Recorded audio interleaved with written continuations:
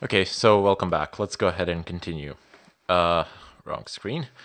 Okay, so just go ahead and press enter for yes. If you want to release the mouse, just press Control L Alt, and that's gonna release it. Once you click it, it's gonna hold it. But don't worry, we're gonna work around this. So just select nothing here, unless you really are behind some proxy, which you need to type in, which I purely doubt if you're in your house. Just go ahead and click on continue here. And let it roll.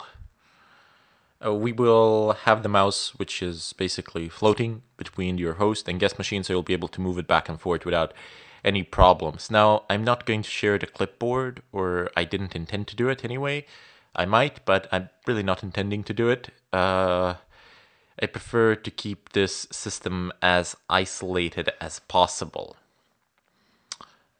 Let me just go ahead. And you're going to get, when you fire up this machine, one thing I did not mention.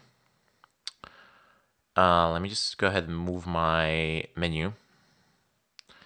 No, this is the height screen edge. Okay, so you see this orange icon here. It's basically an SC Linux warning because it's an enforcing state, and it is not allowing the virtual machine to actually access the USB. So this was done deliberately. Basically, there's a few things that you can do, but obviously since you're the admin, there's nothing to do. You're going to go ahead and click on details. And here you can go ahead and check a few interesting things. So if you believe that ping should be allowed to read access by default, oh, I think this is the old one, not the new one, but it doesn't matter. Look, it's gonna tell you here if you believe that whatever is happening should be allowed to actually happen. It's gonna give you a set of commands which you need to run as root, and once you run them, it will actually allow it. And then down below, I don't know, you have some additional information, the source and the source path and the port, the host, some really nice and interesting things. But, okay, I think it is for the wireless. Okay, yeah, it is. My apologies. But anyway, it actually tells you what to do if you want to allow this. So we'll see later on what we shall do. I think I shall just put it in permissive for the sake of this test run because there isn't really a need for me to do anything else. But in case you get an SE Linux warning, it's going to tell you, okay, I've detected something. Something has happened that was not supposed to happen, that I am not supposed to allow to happen, so I have denied it if I'm in enforcing. And if you, as a user, the supreme authority, let's say, as an admin, would like to allow this to actually happen, then please run these commands and alter my policy. Okay? So no big deal. You can just close it. And if you get a blue screen, if nothing's going on, just press enter or space or, I don't know, something.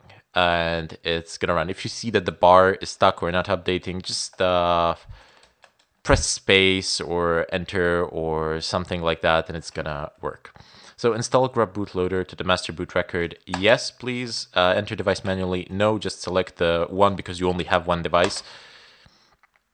This has nothing to do with your physical devices in your machine. This is just a virtual device which was assigned allotted space from your physical devices, let's say. So you don't really have, you really shouldn't be able to damage your file system in any way, form, or manner. I say shouldn't because there's always that 0.001% chance of something happening. Okay, installation is complete, so it's time to boot. Make sure to blah, blah, blah. Just go ahead and click on continue. Who cares? And moving live packages. Come on. I really need to get more disk space. Like, seriously.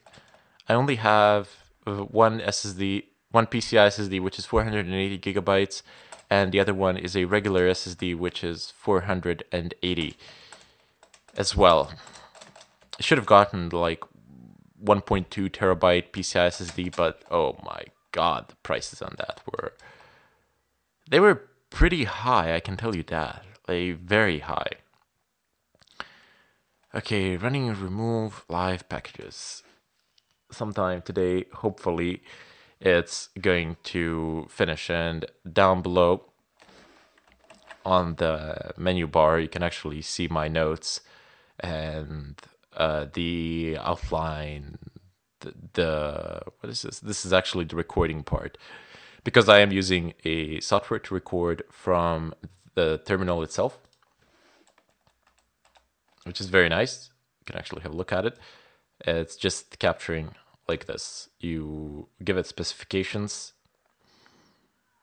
Just say record my desktop and then manually input the width and height and offset.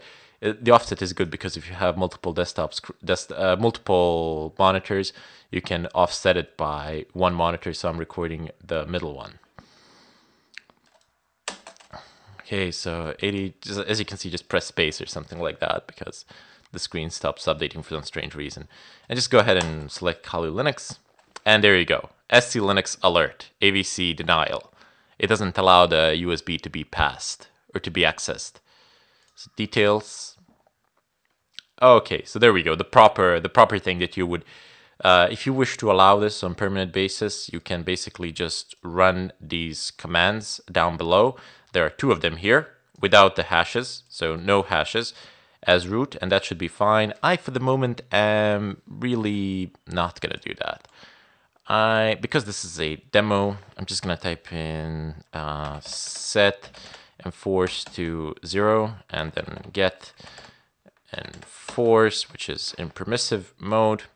And then I'm just gonna force off the machine. Also, I need to add a panel input, and then I call this evil touch, but it's EV touch. USB graphics pad finished. So we have a floating mouse. And leave this device here. So just go ahead and play the machine again, run it. AVC denial happens again, but now it's in permissive mode. It's going to warn you again, but it's going to allow the action to actually take place. So I'm just gonna log in with root and then type in the password and sign in. And as you can see, my mouse, it's actually able to go back and forth between the machine, between the host and the guest machine. Okay, so the screen, it's fairly ugly. So let's go into system settings. And you should probably change the CPU type as well to get a little bit of a better performance. So system... Oh wait, this is GNOME. This is GNOME. You have system settings here. Go into displays. Select the display. Doesn't matter, it says unknown. And so select the native resolution of your display. So if your monitor is like 16 by 9 or something like that, select that native one. So you have the full screen, all nice, stretched out, gentle for the eyes. Keep changes. Hopefully it's gentle for the eyes. And there you go. So it's in full screen. It's fantastic. It's running relatively fast. It could be running a little bit faster. I spent a ton of time optimizing the Windows machines, so they're running pretty much the same as physical machines. And you have this, if you go into the in the middle of the upper portion of the screen, and you just touch the top there, you will get this. So this will leave the full screen. Your mouse, when you click, it's no longer pinned to the machine. So you can see I can switch in between the host and the guest. Having these virtual machines is very useful because you have your own confined, nice, safe environments. So let me just, Let me just go ahead and confirm ifconfig. Okay, so I definitely have VLAN. I have wireless access, which is nice. And Wi-Fi not connected. Wi-Fi settings, select network. Excellent. I can see all the networks around me without any problems. So my USB is passed. It's fully functional. No problems there. I'm going to go ahead and type in power off the machine, because there was just one more thing that I actually forgot to do. It says current allocation 4, maximum allocation 4, and it says here Haswell no TSX. So just go ahead and select hypervisor default. Don't ask me why. A lot of trial and error has convinced me that this is probably the best option, and do it like this. If you want 4, then just allot 4s. Make sure that it's 4 here as well, and apply if you oops, and you can see this happens. Probably doing something wrong. I don't really care. It's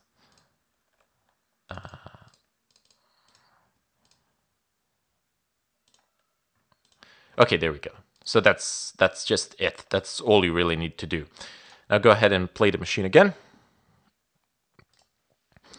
And you're going to get this smaller screen while the machine is actually loading.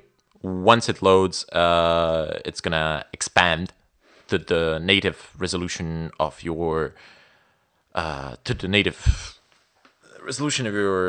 monitor after the login, that is. Okay, there you go. So no need to install any additional things really in terms of virtualization. I'll install a few things later on, maybe the things that we'll actually need for our process.